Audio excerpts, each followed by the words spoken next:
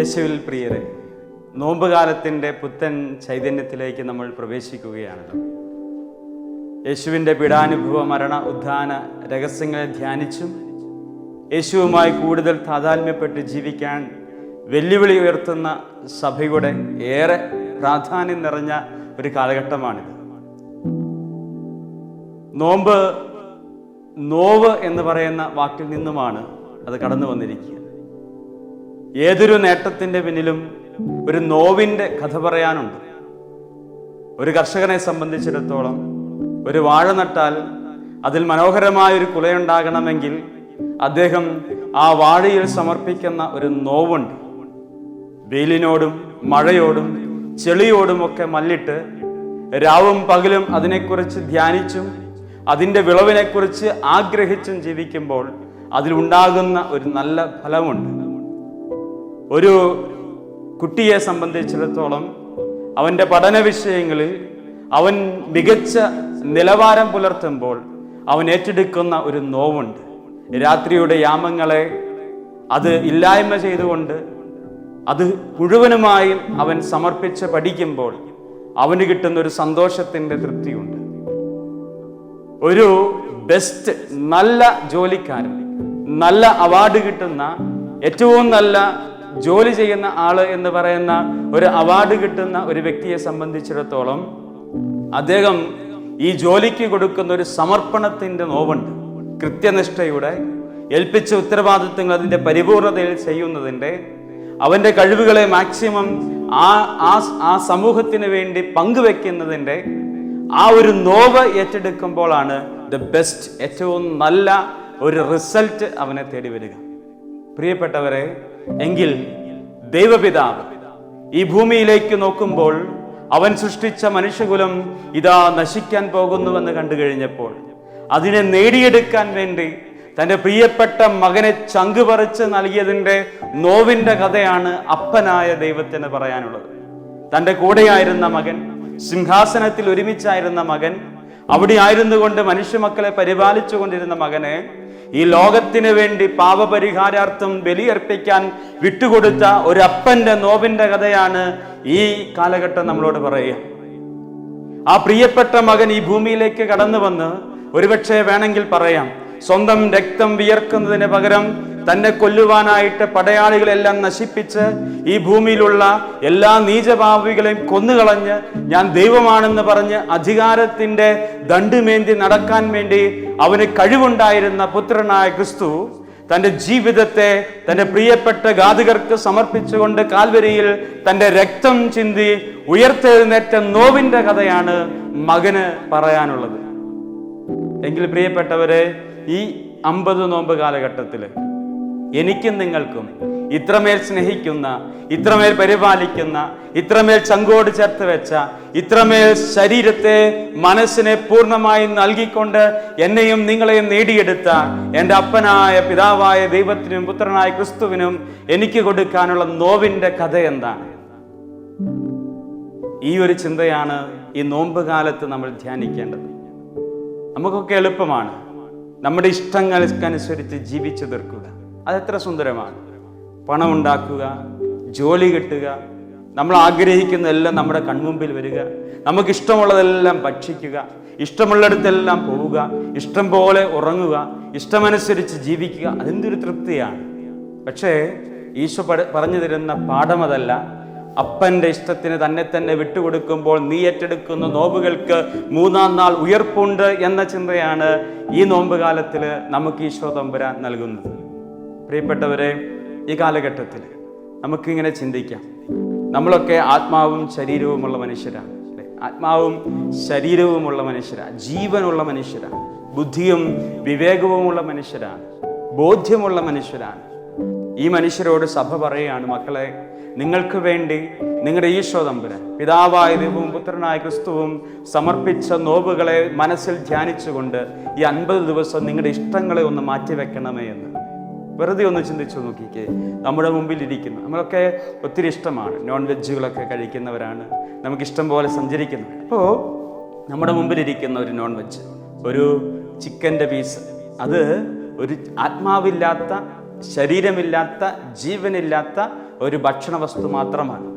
ആ ഭക്ഷണ വസ്തുവിനോട് ഞാൻ ശരീരമുള്ള, ആത്മാവുള്ള, മനസ്സുള്ള, ബോധ്യങ്ങളുള്ള, ബുദ്ധിയുള്ള ഞാൻ പറയണം, എൻ്റെ ഈശോയ്ക്ക് വേണ്ടി 50 ദിവസങ്ങൾ ഞാൻ നിന്നെ മാറ്റിവെക്കുകയാണ്. അങ്ങനെ പറയുമ്പോൾ നമുക്കുണ്ടാകുന്നൊരു ഒരു ബോധ്യമുണ്ട്. ഒരു ചത്ത ഒരു കോഴി, അല്ലെങ്കിൽ നമ്മുടെ മുമ്പിലിരിക്കുന്ന ആത്മാവും ശരീരവും ഇല്ലാത്ത ഒരു ഭക്ഷണ വസ്തു നമ്മളെ കീഴടക്കി കഴിഞ്ഞാൽ എത്രയോ പരാജയപ്പെട്ട മനുഷ്യരാണ്. നമുക്കൊരു രോഗം വന്നാൽ, ഒരു ഷുഗർ വന്നാൽ, ഒരു ഹാർട്ട് പ്രോബ്ലം വന്നാൽ, ഒരു കിഡ്നി പ്രോബ്ലം വന്നാൽ, ഒരു ക്യാൻസർ വന്നാൽ നമ്മൾ എത്രയോ ധൈര്യത്തോടെ ഈ വസ്തുക്കളൊക്കെ മാറ്റിവെക്കും. കാരണം എന്താണ്? എൻ്റെ ശരീരം മരണത്തോട് മല്ലടിക്കുകയാണെന്നുള്ള ബോധ്യത്തിൽ ഇതെല്ലാം നമ്മൾ ഉപേക്ഷിക്കും. പഞ്ചസാര ഉപേക്ഷിക്കും, നമ്മൾ മാംസങ്ങൾ ഉപേക്ഷിക്കും, നമ്മൾക്ക് ഡോക്ടർ നിർദ്ദേശിച്ചു തരുന്ന ടൈം ടേബിളിലേക്ക് നമ്മൾ ചുരുങ്ങും. കാരണം എന്താണ്? നമ്മുടെ ശരീരത്തിൻ്റെ മരണത്തെക്കുറിച്ചുള്ള ബോധ്യം നമ്മളെ ഭീതിപ്പെടുത്തുന്നത് കൊണ്ടാണ്. എങ്കിൽ ആത്മാവ് മരിച്ചു പോകുന്നതിനെ കുറിച്ചുള്ള ബോധ്യമുള്ളവരാണ് ഈ ഒരു തൻ്റെ ഇടത്തോടെ മുമ്പോട്ടിറങ്ങുക. എൻ്റെ മുമ്പിലിരിക്കുന്ന ഭക്ഷണ വസ്തുക്കളോട് ഞാൻ പറയണം, ഞാനാണ് നിങ്ങളെ നിയന്ത്രിക്കുന്നത്, നിങ്ങൾ എന്നെയല്ല. അതിൻ്റെ പേരാണ് നോമ്പ് എന്ന് ഭൗതികമായി ചിന്തിക്കും. രണ്ടാമത്തെ ചിന്ത ഇതാണ്. ആത്മീയമായി ചിന്തിക്കുമ്പോൾ എൻ്റെ ആത്മാവിനെ പോഷണം നൽകുവാനായിട്ട്, എൻ്റെ ആത്മാവിനെ വളർത്തുവാൻ വേണ്ടി ലോകമോഹങ്ങളോട് ഞാൻ നോ പറയുന്നതിൻ്റെ പേരാണ് നോമ്പ്. എൻ്റെ മനസ്സിൻ്റെ, ശരീരത്തിൻ്റെ വളർച്ചയേക്കാൾ എൻ്റെ ആത്മാവ് വളരാൻ വേണ്ടി ഞാൻ ഒരുക്കുന്നൊരു കാലഘട്ടമാണിത്. ഒരു പരീക്ഷയ്ക്ക് വേണ്ടി ഈ കാലഘട്ടത്തിൽ മക്കളൊക്കെ ഒരുങ്ങിക്കൊണ്ടിരിക്കുക.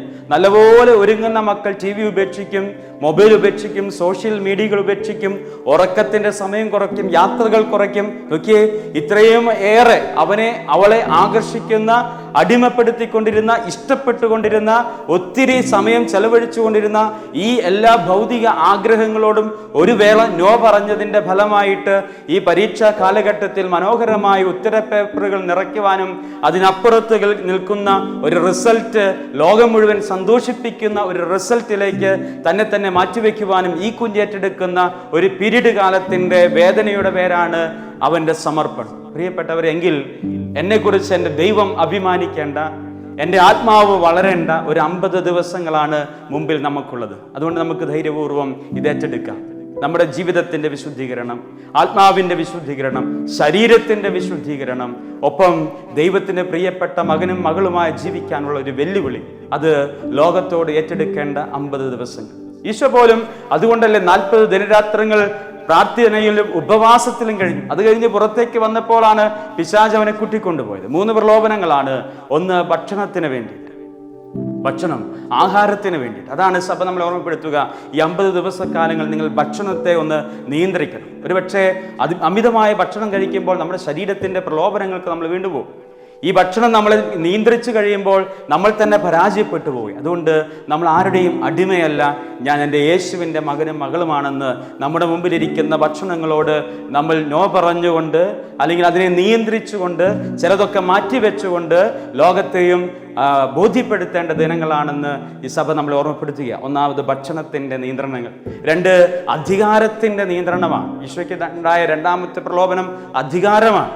ഈ കാലഘട്ടത്തിൻ്റെ പ്രത്യേകത, എല്ലായിടത്തും നമ്മളിങ്ങനെ ഇടിച്ചു കയറി ഞാനെന്ന് പറയുന്ന ഒരു ഭാവത്തിലേക്ക് വലിപ്പം വെച്ചുകൊണ്ടിരിക്കുക. എനിക്ക്, എൻ്റേത് എന്ന് പറയുന്ന ഒരു വലിയ കാര്യങ്ങളിലേക്ക് നമ്മൾ മാറിക്കൊണ്ടിരിക്കുക. എല്ലാം നല്ലതാണ്. 1ാം റാങ്ക് മേടിക്കണം, 1ാം സ്ഥലത്തെത്തണം, എല്ലാത്തിലും ബെസ്റ്റ് പെർഫോമൻസ് ചെയ്യണം. പക്ഷേ അതിൻ്റെ കുഴപ്പം, അപരൻ്റെ ചങ്കിൽ ചവിട്ടി അവൻ്റെ ചോരയുടെ ഗന്ധം നിന്റെ നേട്ടങ്ങൾക്കുണ്ടെങ്കിൽ അത് പരാജയമാണെന്ന് ഈശോ ഓർമ്മപ്പെടുത്തുകയാണ്. ഈശോയ്ക്ക് വേണമെങ്കിൽ അധികാരിയാകാമായിരുന്നു.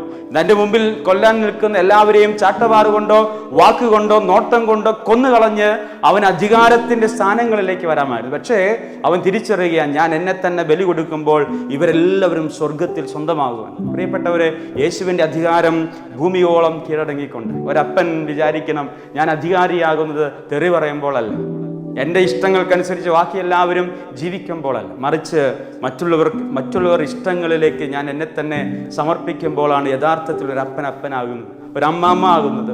മകനും മക്കളും എല്ലാവരും ഒരു കൂട്ടായ്മയിൽ ജീവിക്കുക, പരസ്പരം നമ്മൾ സ്നേഹിച്ചും ബഹുമാനിച്ചും ജീവിക്കുമ്പോൾ. അതുകൊണ്ട് ഈ ഭക്ഷണത്തിന് വേണ്ടിയുള്ള ഈ പ്രലോഭനങ്ങളെ നമുക്ക് അതിജീവിക്കണം.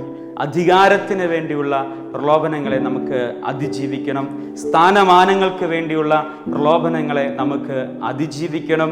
വീണ്ടും ഈശോ പറയാണ്, നിന്റെ ദൈവമായ കർത്താവിനെ മാത്രമേ നീ പൂജിക്കാവൂ. നമ്മളിപ്പോൾ ഇങ്ങനെയാണ്, പണത്തെയാണ് നമുക്ക് ഒന്നാമത്.